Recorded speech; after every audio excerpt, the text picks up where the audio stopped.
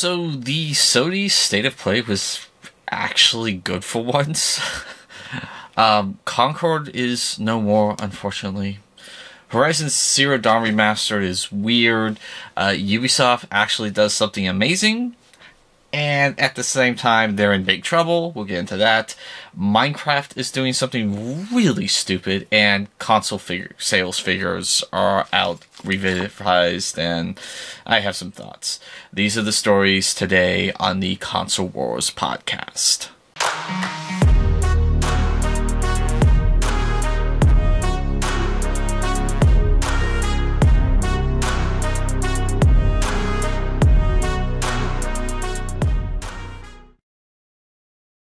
Okay, so before we get into it, just want to remind everyone we are doing the Xbox One S console giveaway with the additional battery pack. They work great. They're really awesome. And the console plays games just fine. Has some issue with 4K movies, but honestly, it's a free console, so what do you care? The rules of the giveaway are simple. You have to contact us via Facebook or Twitter, X. Try and contact me through the YouTube comments page. Will not work. YouTube does not allow people's private information to be transferred in the comments section. So that's why you have to direct contact me on one of those two websites. There was a few people, they tried doing it through the YouTube comments page and it didn't work. And basically you just direct contact us, say, hey, I'd like to apply. And also, you need to like, subscribe, like any video, share any video on the channel, and that'll help us out. You can not do that and just do the direct contact, but it'll take us longer to get to 1,020 subscribers, and you'll have more competition then. So do the stuff you don't want to do to help out the channel so that we can get to that faster and you can have a less crowded field of people you're competing against for this console. But anyway, let's get into the stories of the day. So, we must pay our respects to Concord. May it not rest in peace. I called it. I said this wasn't going to work. It wasn't going to last. And it didn't. And it's a dead game. And this is one of the reasons why I don't like online games. Because when they shut down the servers, it's gone forever. And I don't feel sorry for this. I don't feel sorry for the developers. There's a rumor going around that, like, Helmut Hertz, one of the CEOs of Sony, he completely ignored any, like, constructive criticism when the game was being made. It's just like, no, we're making it like this. It's like, if that's true, yeah, I'm kind of getting, like, a hold my beer to, like, Jim Ryan. Like, oh, Jim Ryan did a bad job? Well, here, hold my beer. Let's see if I can top him. I hope that's not true. I mean, this did get made during Jim Ryan's, tenure as the CEO of Sony. And it does seem like they're getting away from the always online games, but I'm still very dubious. I think they're still going to try and push that because everyone wants their version of Fortnite. But I didn't talk about this back when it was relevant simply because I was working on the video of why I think I'm done with Sony, and then I have finished up the video I was on in the middle of that with the PlayStation VR 2 headset, and now I'm doing this video. It's like, honestly, it's old news. I just wanted to do a quick, like, hey, probably shouldn't have made that game, serves you right, let's move on. Yeah. I did recently release a video saying that I think I'm done with Sony, buying their, like, direct products, case in point, like, their headphones and their consoles and whatnot. I did stipulate that I'm still going to write out the PS5 generation, I'm still going to write out the PlayStation VR 2 generation, so I'm still going to get games on those and whatnot, but basically, I'm not getting any new Sony products, and when this generation's done, I'm pretty much done. Unless they change their act, and that is get away from this stupid Apple mindset that they're going for. And I also said that with the Console World Pro podcast, I will sing out when they do something good. Like this State of Play. I mean, honestly, the last State of Play they did that I genuinely really liked was back in 2019. It's been a couple of years, and typically each State of Play, there might be something that's like, I guess I kind of like that. But to be completely honest, they usually all suck. And this last one, I was expecting nothing but dog shit from it, because the last couple were crap. And I will be honest, I was genuinely impressed by it. I mean, was it 100% perfect? No, but it was pretty good, actually. So, starting to watch the State of Play, I was actually, like, a little surprised by, not the first thing. The first thing was, like, Astro's Playroom, or Astrobot, which I don't really care about. I have all the Astrobot games. I haven't played them yet.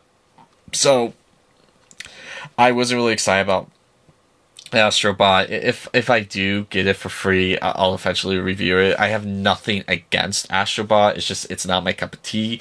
But then the second game got announced, and it was a little surprising. Like, it's this game called The Midnight Walks. Or The Midnight Walk. No S. And it's kind of the first time we've seen one of these hybrid games that Jim Ryan was talking about several years back, where it was like, we want to have it where every PlayStation first-party game is a hybrid game. That it can be played both on PS5, but also in VR. And it sounded like a bold, like, strategy.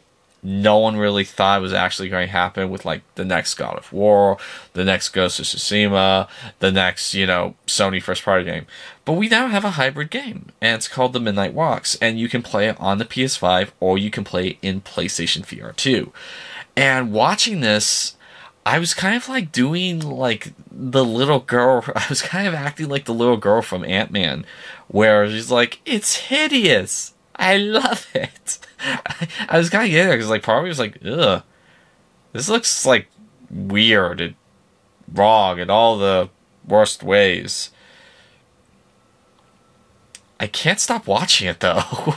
Like, the more I watch it, it's like, I don't like this, but I kind of want to play it, especially in VR. And so, like, honestly, I need to hear more about the game, but, like, that was kind of a win for Sony. It was a new thing. I think it's exclusive to the PS5. I mean, they needed more exclusives desperately, and, like, honestly, it's weird. It doesn't feel like something we've played before, and, like, I'm calling it a win for Sony on that.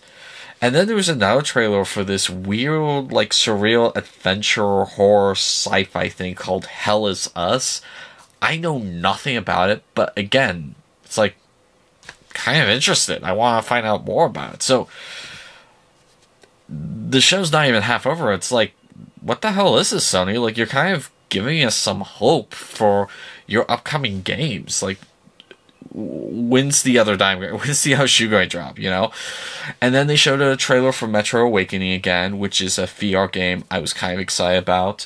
And they announced the release date. It's like November 7th, I believe. Don't quote me on that. And it looks good. I've always enjoyed, like, the world of Metro. I have all the games. I'm looking forward to playing them. And I think it's kind of cool that Metro Awakening is a prequel to the first one, Metro 2033. So, like, eventually, yeah, I would like to get Metro Awakening, because that looks like a really fun game. And then, I'm not really into Pal World, but they did announce that Pal World is coming to PlayStation 5. Like, right then, and it's like, it's out now. It's like, really? And it's like, yeah, it's out right now. It's like, you don't want to hype it up at all? I know people love them. I really, really hate shadow drops when it comes to video games. It's like, give me some time to, like, yeah, Stu, like, yeah, I think I want to play that. Like, yeah, that looks good. And no, it's like, these studios, Xbox, Sony, they love doing these, like, shadow drops every now and then, and it kind of sucks. Obviously, I don't expect to have the thing announced 12 years in advance, like, Cyberpunk 2077, but, like, give me a title card of something. It's like, yeah, in 2 or 3 years. Like, okay, that's something I can kind of stew over or whatnot. But so yeah, Palworld is now on PlayStation 5. And then one of the big ones that people kind of got excited about, it was leaked beforehand, is Soul Reaver 1 and 2. And again, I got those kind of... I got those dirt cheap. I got like the entire collection for like pennies on the dollar on PC. And it's like, yeah, I'm gonna just grab this. And they're old enough games that I can play them on a nothing computer. I don't need a serious gaming rig to play those. But like, people got really excited about it because people have always wanted a new chapter in the Legacy of Kain series. And getting a remaster on PS5 and PS4 kind of excited people. And so while I wasn't particularly excited about it, it's like, hey, no, this is another win for Sony. Like, what the hell is going on with this show? Why are they doing about FaZe? I have a theory on that. I'll get into in a little bit. And then they do this like big like gameplay demo for Dragon Age the Veilguard, which honestly I'm not really excited about it because I have all the Dragon Age games and I haven't played them yet. Look, I'm not filthy rich. It's just when I see a good deal for something, I grab it. And like the second one was like $5. I got the bonus disc to the first one on that Ultimate Collection for free, and then I got the first one for like $2. And that's kind of how I get games. I grab amazing deals when I get them. And so, yeah, if you saw my collection, you think, oh gosh, this guy's loaded. Nah, I shop the deals basically. But so yeah, I'm not really excited, and apparently I've been hearing a lot of people not being excited for Dragon Age 4 just because the character creator kind of sucks. Unless you're LGBTQ, then it's amazing. And like, I mean, I don't really care about a character creator, but seeing some of the things like this is the max setting on some of the customization bars. It's just like, I wonder why it's so limited. But like, honestly, I don't really care about character customization. Just let me make a decent looking character and that's fine. It'll be interesting to see if this does well or not. I don't know if the criticisms towards the character creator are going to be enough to hurt this game's sales. I will say this though. If the game underperforms, I think EA might close down BioWare. Mass Effect game be damned. And because their last game was a huge bomb, if this game is a bomb as well, EA's not very forgiving. And I understand, but Mass Effect, EA's not very forgiving. Look at some of the studios they closed down after one bad game. So, now, the thing that I got super excited for, that just made me go, was that Hitman is finally coming to PlayStation VR 2. And I'm most excited about that, not because I'm a huge Hitman fan. I'm sick and tired of having 200 gigs taking up on my valuable hard drive space because I have Hitman, the trilogy Hitman on PS4 and on PS5. And I have it on PS4 because that's the only one that has a VR mode, and the PS5 version doesn't.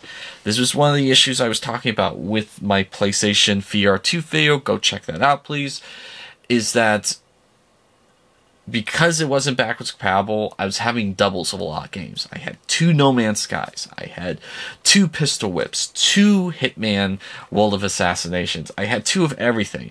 And now that I have a PlayStation VR 2, I can start getting rid of the ones I have 2 of everything. And Hitman was one of the really bad ones because it was 100 gigs, both. I think it was like 90 gigs on the PS5 version, but it was like 100 gigs on the PS4 version. It's just like, man, all that wasted space so I can have the next-gen version as well as the VR version. And now, in December, I can get rid of the PS4 version.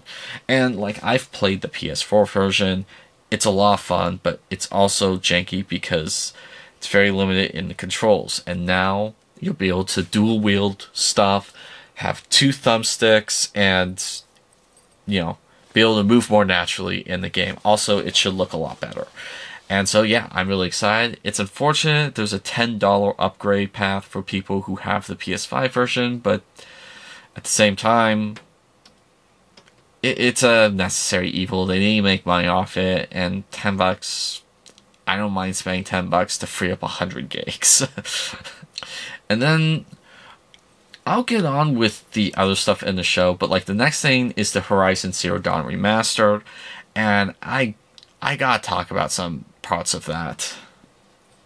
So they did finally reveal what most people knew, that there's a PS5 remastered of Horizon Zero Dawn. Thankfully, they didn't announce the Days Gone one, although that's supposedly coming as well. And before, there was a poll on Push Square asking, is PS5 getting too many remasters? And 3,000 people voted, and 54% of people said yes, it is time for something new. 33% said, I don't mind remasters, but I want them for different games. That was the one I voted for. And then 13% said, no, I just don't buy remasters. I don't care. So when they announced this, it's like, okay, it looks nice. But there was one major factor that I was getting hung up that no one is talking about. And I think might be the deciding point on if this is a success or not. And that is the PlayStation 4 version. I would pull out my copy, but I have it digitally because I got it for free during COVID. The PlayStation 4 version, when it got on the PS5, was capable of playing at 4K at 60 frames per second. On the PlayStation 4 and PlayStation 4 Pro, you had to choose between the two. Do you want faster frame rates, or do you want higher fidelity? And it was one of the games that got the Game Boost option on PlayStation 5. So when you're playing on a PS5, you now can just flat out play it at a consistent 60 frames per second at 4K. Keep in mind, Horizon Zero Dawn is not an ugly game. It's still gorgeous to this day, without the PS5 upgrade that they're trying to sell people on. And it was one of the few games, or one of the many games out there, that did not need a remaster. A lot of people have been begging for Bloodborne. A lot of people have been begging for PS3 games. A lot of people have been begging for older games that aren't available on the hardware right now. Like, seriously, could we get a remaster for Killzone or Resistance? But as I established in the I Think I'm Done with Sony video, they are oblivious to their past IPs, and they're not looking at them right now. They're just worried about the current IPs that they have. And with this PS5 remaster, it might very well be that when you get the upgrade, or you get the new copy, it'll have you make a choice between fidelity or performance again. And yes, there is a $10 upgrade for anyone who has it. But my question is, why the Sam hell would I pay $10 to have to be downgraded to having to choose between the two, when the PS4 copy I have right now gives me both at the same time? It's not like it's an ugly game. Sure, the grass is a little bit sharper in the PS5 version, but unless they specify that you're still going to be able to hit both on this, or you can even play the original version on this upgrade, hitting both, literally anyone paying the $10 upgrade is just wasting their money, because it's like, why would I play something that can't do both 60 frames and 4K when the original version that I have upgraded from can? It doesn't make any sense. I'm seeing so many people get super excited about this. It's like, why? Unless they say they're keeping that, probably what it'll be is on the PS5 version, you have to choose between fidelity or performance, and then on the PS5 Pro version, you can have both. So unless you're getting the PS5 Pro, I don't see any reason why to upgrade. Like, until I see someone saying, yeah, you still can hit both 60 and 4K at the same time on this PS5 version, on the base PS5 model, then I'm not going to upgrade. I don't care if it's $10. It's going to downgrade my experience. And no one's talking about this. For some reason, I'm the only person that has mentioned this. I wish more people were talking about it. But so, yeah, I was just like... And then, like, other things. Like, people have been pointing out that they're making Aloy look more like her uglier version in Horizon 2. And they're removing the prettier version of herself in the original PS4 version. So it's like... Honestly, if you ever need, like, evidence showing you that there's actually, like, this push to make women uglier games, that's perfect, because the original PS4 version of Horizon, she looks pretty good, and the new version, they're making her look more like the version she was in Forbidden West. So, that's not a deal breaker for me. Like, the deal breaker for me is the 4K 60 frames a second being removed, and you have to choose between the two with the upgrade version.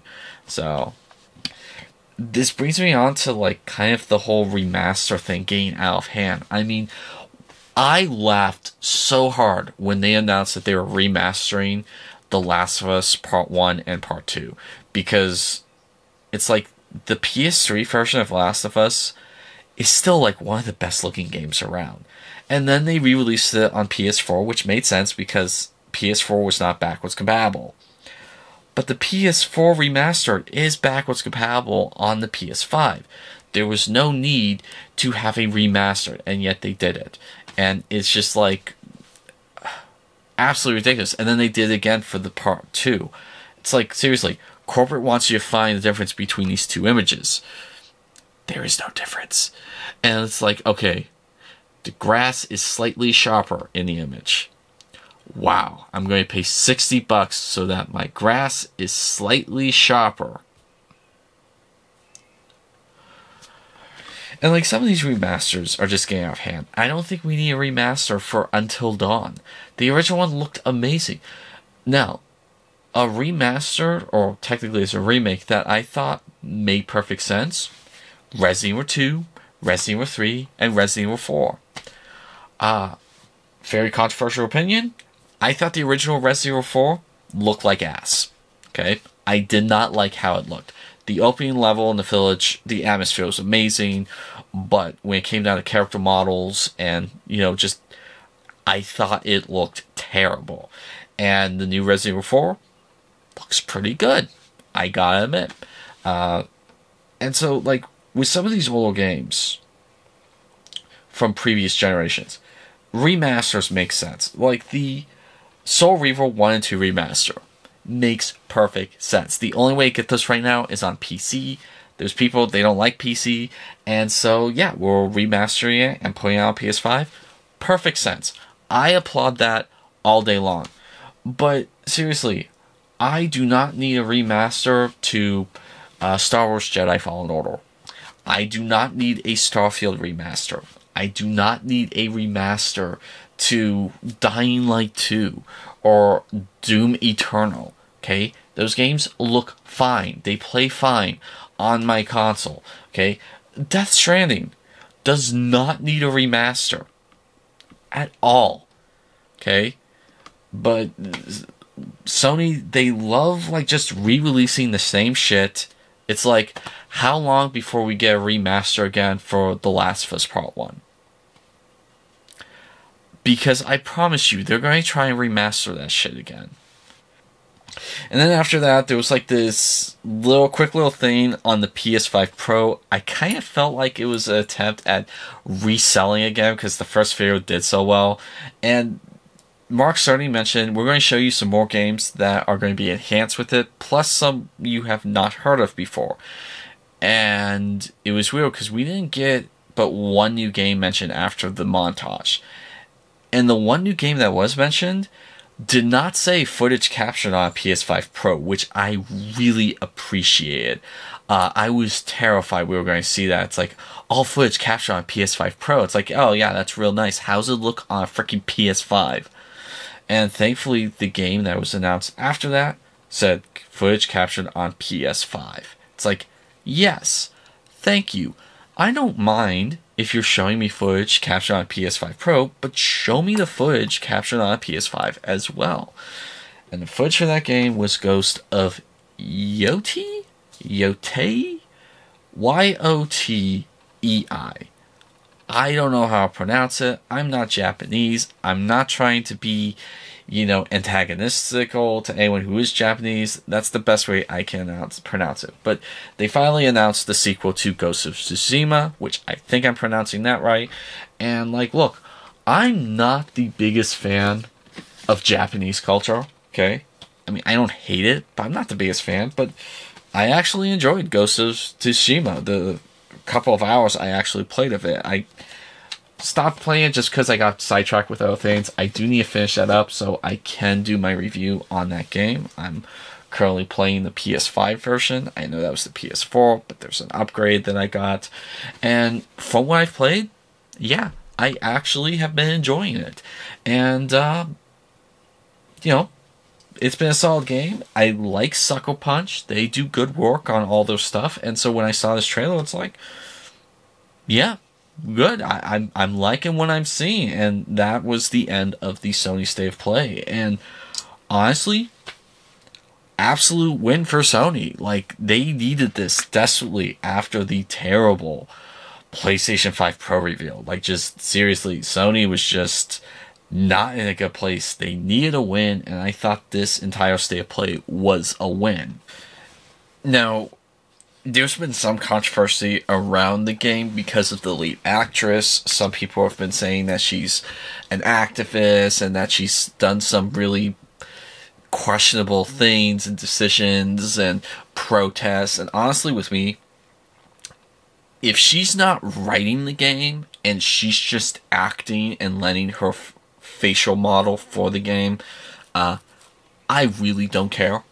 Now, quick side note, I like how she actually looks like the game model. You look at a photo of her and then you look at a photo of the game model, it looks like the same person. That's really all people are asking for, and I would like to see more of that. There's actors in Hollywood, voice actors in the gaming industry that I cannot stand their politics. But they do a good job, and it's like, hey, as long as they shut up and act, why do I care? And if she's not a writer on this game, I'll still get it. Because I like Sucker Punch. Now, if it's announced that Sweet Baby Inc. is helping out with the sensitivity of the gaming, then yeah, I'm not getting it. But I don't think Sweet Baby Inc. is working on it, and so I'm looking forward to playing Ghost of Yotei? Yotei? I'm going to say Yotei. After I finish Ghost of Tsushima. I kind of have a rule. If I have a predecessor and I haven't played the predecessor, I will not get the next game unless the game's like a prequel. Okay? If it's a prequel, then fine. It's not. It's a sequel. And so I'm going to play Ghost of Tsushima. I'm going to finish Ghost of Tsushima first before I get Ghost of Yotei. This leads into some really funny news with Ubisoft. I said they did something really cool. I'll end the Ubisoft section with that. I'm just going to talk about the disaster that's going on at Ubisoft. Their stock prices are down right now. They are having some serious issues. And, they just delayed Assassin's Creed Shadows till next year. And, funny enough, they delayed it a day after Ghost of Yotei was announced. It's just I could just picture, the board of, one of the heads of Ubisoft. They're just watching the Sony State of Play, and they see that trailer for Ghost of Yotei, and they're just like, fuck! It's just we had a Japanese game coming out at the end of this year. Theirs is coming out next year. It's just with all the controversy going on with Assassin's Creed Shadows, why would anyone buy that when they could just wait another 6 months and get the sequel to Ghost of Tsushima, which is a game that was so critically praised that the island of Tsushima made all the developers of that game ambassadors to the island because they were so pleased with how they handled the source material and their culture. It was just like, we are so happy with the work you guys did on that game. You're now all officially ambassadors to our island, okay? That's a high praise. And the controversies going on with Assassin's Creed Shadows, it's like, yeah, we're not going to be made ambassadors to Japan. Like, if you haven't been following, there's been a lot of back and forth on Assassin's Creed Shadows having Yakusei, or Yakusei, I call him Yakusei. I may be pronouncing that wrong. It's nothing, no offense. Supposedly, a lot of people, including a lot of Japanese people, are not happy that he is the main protagonist in Assassin's Creed Shadows. And on one side, you have people saying, like, most of Japan is not happy with this depiction of Yakusei, and how basically it's just he's killing a bunch of Japanese people throughout the entire game. And then you have a lot of people on the opposite side saying everyone saying this is a Western troll that are making fake Japanese accounts to create the illusion that the Japanese do not like this. So that's one of the arguments on one side, and then on the other side it's like, yeah, no, this is incredibly offensive to Japanese people. So Ubisoft was supposed to have a showing at the Tokyo Game Show, and they decided at the 11th hour to cancel the showing. Now, some people are saying they decided to cancel because they were going to cancel, they were going to postpone the game, and they figured, why show it off if we're postponing it? I personally believe the reason why they backed out of the Tokyo Game Show is because they knew about this back and forth where people were saying that the Japanese are not happy with this, and then the people on the other side were saying that's just a bunch of white guys making fake Japanese accounts, trying to create this fake narrative that Japan doesn't like this, when in fact they love it. I think Ubisoft was looking at that, and they were going, okay, let's look at both equations of this. Let's say we do go to Tokyo Game Show, and let's say this site's right, and it was just a bunch of white Westerner guys that made fake accounts. We have an average show. But let's say the flip side is correct, and everyone's booing us, and everyone's mocking us when we do our showcase. We don't want that kind of PR. So let's just not go to Tokyo Game Show. I think that's probably what it was. They didn't want to risk the chance of this side being right. Even though publicly they're saying, yeah, that site's not right, they didn't want to risk the chance of being proven wrong. So I think that's why they canceled the Tokyo Game Show. And one of the most common things about the delay till February 14th, Valentine's Day, which is a weird launch date for a feudal Japan samurai game, but okay. A lot of people have been saying one of the reasons why they're delaying it till then is because they saw what happened with Star Wars Outlaws. People really criticized that for some of the bugs, some of the glitches, and they felt that that really hurt some of their sales. So the idea is that they're going to delay this a couple of months till next year so they can really squash any technical issues, any bugs, and really have this polished. And I think there's some truth to that. I think another thing is they got really scaled by Ghost of Yotei. Is it Yotei? Yotei feels so wrong when I'm saying it out loud.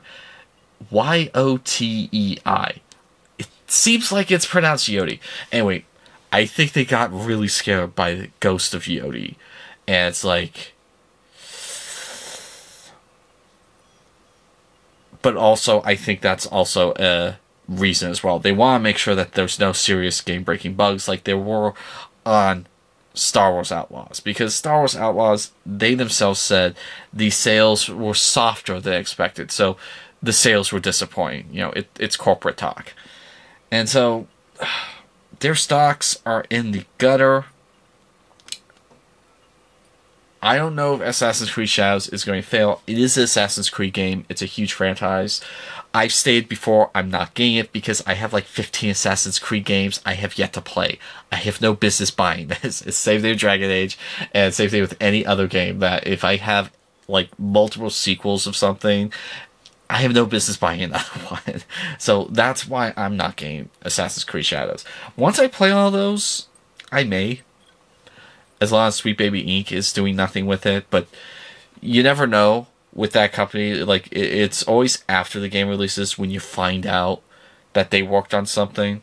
So I'm kind of still a wait and see. Also, I need to wait and finish all my Assassin's Creed games. But so, yeah, Ubisoft has been having kind of a rough week. That being said, I want to end on a positive note here with Ubisoft. Ubisoft announced something really, really awesome. The Crew 2 and the Crew Motorfest are going to receive offline modes in future updates on PS5 and PS4. There was this like a Crew Motorfest live stream where they were talking about all the things coming to the Crew Motorfest, and they announced this.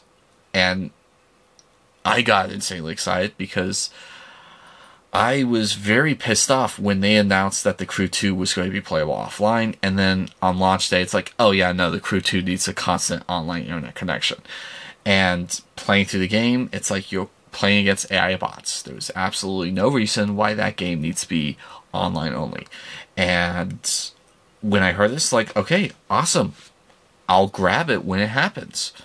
And then like a day later, they announced that the Crew 2 was discounted like 99%. You literally could get it for $1. 99 cents on the PlayStation 4 marketplace and $1 on the Xbox marketplace. And so I grabbed it. And it's like, you know what? $1? I don't think I'm ever going to see this price again. I did say I was going to get it. And so I grabbed it. Played a little bit of it, but you know, the stupid online requirement thing kept kicking me off because my internet's not perfect. And so I'm really looking forward to this. And this gives me hope for some of their other games out there, like Ghost Recon Breakpoint. I've played some of Ghost Recon Breakpoint, not as good as Wildlands, but it's like, honestly, I probably would have bought this if it wasn't for the stupid online only requirement.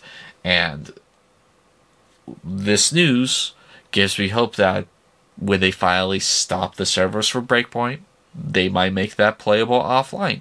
And if they do, I will grab it. Because I prefer games offline. And I'm really looking forward to when the Crew 2 becomes offline playable. That way I don't keep getting kicked off of the dollar copy that I got. It is a gorgeous game for a game coming out like 2016. Like, looking at it right now, it's just like, wow, that's pretty. And then something really obnoxious. Minecraft is announced that they are dropping PlayStation VR support early next year, and they are basically removing it from all copies of the PlayStation 4 version of Minecraft. Which is like, why? Seriously. Why? Like, you're not going to support it anymore, that's fine, but why are you removing it from anyone who has it? I mean, that's moronically stupid. And, again, this is why I hate things that are always online. Because they do stupid shit like this. I mean, I'm not huge into Minecraft, but it's like, if I ever found a PS4 copy of Minecraft, I would have picked it up so that I could experience Minecraft in VR, but now you can't do that, which is stupid.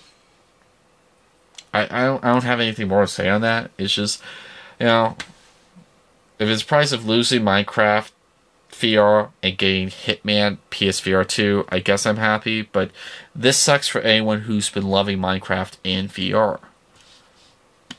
And then finally, the Wall Street Journal released global lifetime hardware sales of the past 4 generations, and they showed like the lifetime sales of the PlayStation 2 and Xbox, PlayStation 3 and Xbox 360, PS4, Xbox One, the PS5, and Xbox Series X.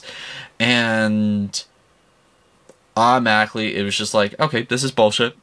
Because keep in mind, Sony has a history of fudging their numbers. They announced that they were going to count PlayStation Portals as console sales, even though it's just a screen. You cannot play anything dedicated off of it. And I don't know if they're carrying the PlayStation Portal as a separate console. I don't think they are. I think they're carrying it as a PS5 system sale, which is complete dog shit. And then Jim Ryan, just out of the blue, he decided he was going to add 5 million units to the PlayStation 2. Like, oh yes, and we sold 160 million units. And it's like, but back when they stopped making them, they registered at 155 million. And so you expect me to believe that since 2013, when they stopped making the PS2, they made another 5 million units and sold them? Even the Wall Street Journal doesn't register the extra 5 million units. And like, Nintendo Switch could very well hit past PlayStation 2 sales. It's possible. It's not guaranteed. It's a little like, it might very well do that. And of course, if they do pass it, Sony release like a PlayStation 2 Classic and count that as additional sales to the PlayStation 2 so they can knock it out of the lead again. Kind of like what they did with like Avatar and Avengers Endgame, you know. But like PlayStation 5's at 61.7 million units. I really don't believe that. I think they're probably more around like 50 million PlayStation 5 sold, something like that. Xbox Series X is at like 28.3 million, which I'd say is probably better than what they were selling with the Xbox One. Microsoft definitely had a huge hill to climb because of the disaster that was the Xbox One. Hands down. No arguing that. I think the Series X is an awesome console. I have one right there.